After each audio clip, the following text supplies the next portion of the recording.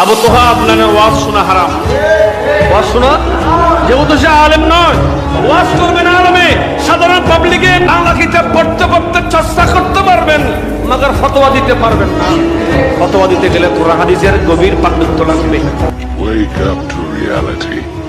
Nothing ever goes as planned in this accursed world. এই বাংলাদেশে 1500 বছরে এমন একজন লেকচারার আইসে দেখাস না, ইয়াং বয়স, অনেক দাঁড়িয়ে ব্যাগকে নুরুনো আবু তোহা মোহাম্মদ আপনাদের ইয়াংদি ওয়াজ করে হাতে বাংলাতে মহব্বতে হাতে কইরে আর বাইতো একজন দাঁড়িয়ে আল্লাহকে এভাবে বলা ঠিক না।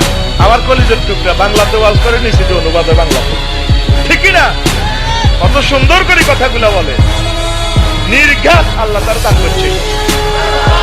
দোয়া কর আবু তোহা আপনার দোয়া কর, আল্লাহ তাকে কবুল করো, আল্লাহ তার বরকতে আমাদেরকে কবুল করো।